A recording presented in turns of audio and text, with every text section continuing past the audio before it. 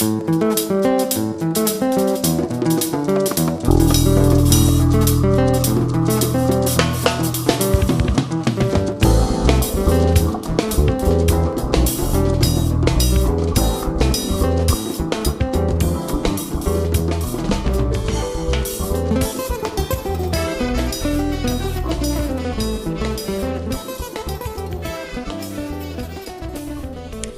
toi, tu fais quoi comme boulot? Ah, moi, je bosse pour Papa Group, ouais, au service clientèle. On optimise l'expérience qualité par rapport à nos produits face à la concurrence. Ah. Et toi?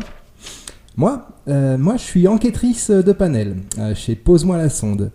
À la base, je suis statisticienne, mais là, je bifurque vers la technologie du big data. Ah, super, super. Et toi? C'est un peu compliqué en fait. Tu vois, je suis en recherche d'emploi depuis 3 ans maintenant. Et là, je sors d'un stage de recadrage citoyen avec une formation annexe en balayage. Bon, faut bien dire les choses comme elles sont, quoi. J'ai connu quelques difficultés récemment parce que là, depuis que ma femme m'a quitté avec les enfants, je me retrouve avec un problème d'hypertension, quoi. Alors mon psy me dit que c'est pas grave, que c'est essentiellement dans la tête, tout ça, et puis il insiste pour que je travaille quand même, j'accepte les petits boulots là qu'on veut bien encore me proposer, parce que il dit que c'est partie intégrante du dispositif thérapeutique, le fait de le payer, quoi. S'il te plaît, ça va.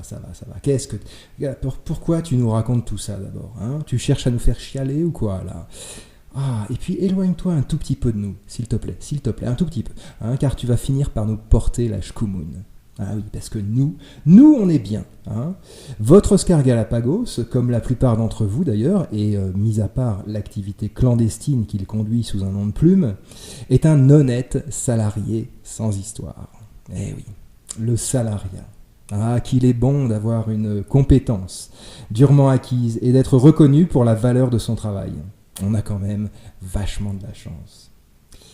Mais la chance aussi, ça se mérite. Eh oui, faut un petit peu se bouger les fesses, bonhomme. Sinon tu te retrouves en moins de 2 comme l'autre loc là, au chaume du.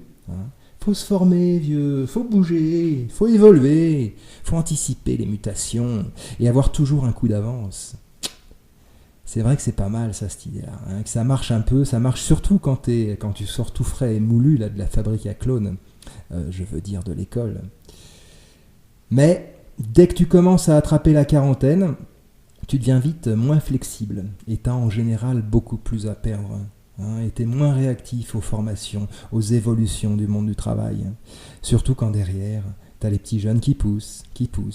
Eh oui, un petit peu comme toi, il y a 15 ou 20 ans. Eh oui, le salariat c'est chouette.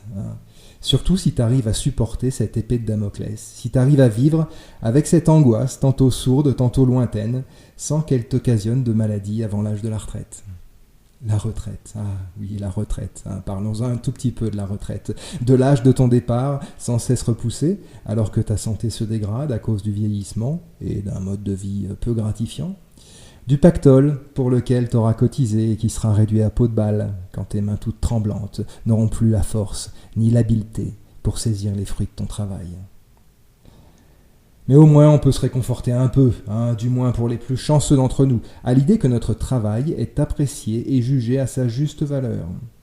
Les relations cordiales et de confiance qu'on a su tisser au fur et à mesure des années avec toute la hiérarchie, avec ses supérieurs comme avec ses subordonnés, nous donnent tout de même un peu le sentiment d'exister socialement, d'exister pour les autres, et par là, par cet intermédiaire, d'exister pour soi aussi.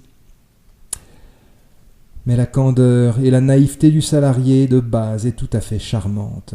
Jamais ne vient le troubler dans son bel optimisme rasséréné les exemples multiples de ceux qui, se croyant pareillement garantis contre les avanies du sort, se sont retrouvés à la porte et en short, en moins de 2.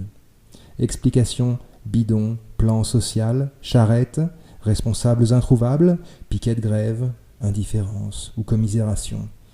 Il te faut bien comprendre que tu l'as dans le baba, et puis vivre avec le regard de ta femme, quand elle reste, vivre avec le regard de tes enfants.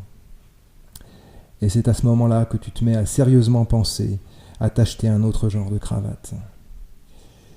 Et plus mal encore te sens-tu lorsque tu n'es pas naïf, salarié, lorsque tu sais tout ça, et que tu dois vivre avec ce savoir empoisonné, tous les jours, jouer la comédie du winner, de celui qui croit à la philosophie à la con de cette boîte pourrie qui suce ta vie petit à petit, jour après jour, et dont tu sais pertinemment qu'en bonne logique commerciale, entièrement assujettie au capital, elle te laissera lorsqu'elle ne pourra plus t'user.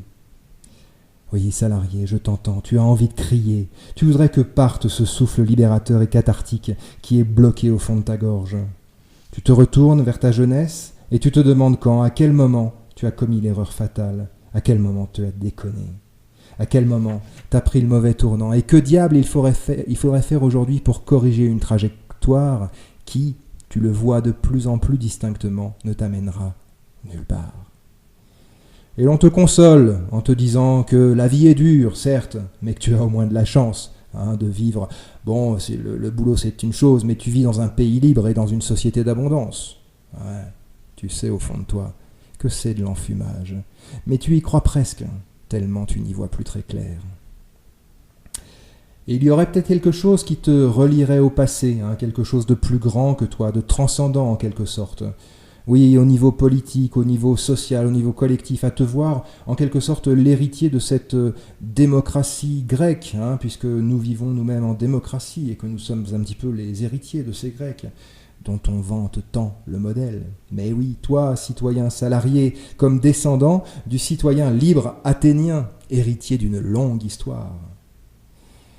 Mais en vérité, tu ne descends que de ton ignorance et de ta porosité aux fables hypnotiques dont on te rebat les oreilles. Les citoyens athéniens étaient des sujets libres politiquement, mais aussi, et c'est là ce qui les distingue fondamentalement de toi, libres économiquement. Ils n'avaient pas, comme toi, à se prostituer à des modes de fonctionnement inadmissibles, car ils étaient propriétaires de leurs moyens de production, et donc de leurs moyens de subsistance, ces citoyens athéniens. C'étaient des citoyens libres politiquement, mais aussi économiquement. Et qui plus est, ils étaient en armes. Et toi, il est où ton gun ? Tu crois que c'est la maréchaussée qui va assurer ta protection lors du prochain attentat sous faux drapeau ? Oui, vouloir comparer le sujet démocratique moderne, demi-esclave, demi-zombie, au gugus de l'Athènes des temps anciens relève du contresens le plus admirable et de la cécité la plus complète à l'évidence sensible. Mais tu as encore, pour échapper à ça, quelques expédients. Tu as par exemple les jeux vidéo, où tu dois massacrer en masse des zombies, qui sont en définitive l'image de ce que tu es. Tu as la pornographie, qui te dédouane d'avoir merdé avec ta vie sentimentale, sexuelle et conjugale. Tu as le tourisme aussi, quelques semaines par an. Le tourisme, ou la liberté qui t'est offerte d'aller voir ce qui est devenu identique. Tes enfants, sur lesquels ton attendrissement ne te masque pas complètement qu'ils sont loin d'avoir le niveau intellectuel et culturel que tu avais à leur âge.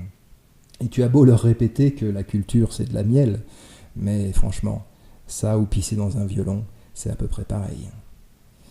Et lorsque tu portes ton regard au-dedans de toi, au fond, tout au fond de toi, tu te surprends à penser avec nostalgie que tu aurais bien aimé peut-être porter au fond de toi justement, chevillé à ton corps, une foi et une espérance qui te permettrait de traverser la longue suite d'Avani qu'est ton existence, la tête un peu plus haute et le cœur un peu plus léger.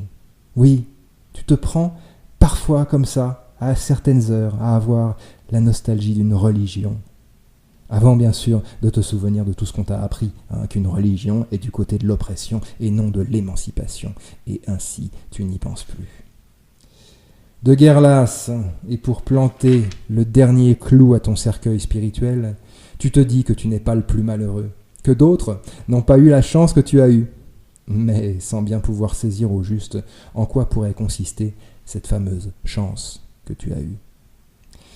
Oui, vraiment, salarié, mon ami, mon frère, tu es objectivement dans une situation épouvantable. Plus ta vie avance et plus tu constates que ta vie n'a pas le sens que tu pensais qu'elle aurait. Reste alors la seule et unique question qui vaille la peine d'être posée.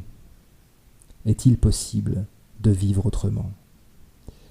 Et si je t'ai dépeint aujourd'hui dans le court intervalle de ces 10 minutes de ma chronique l'exactitude existentielle de ta condition, ce n'est certes pas pour t'expliquer comment tout cela va finir, mais c'est bien plutôt, salarié, pour te raconter comment tout cela commence pour toi aujourd'hui.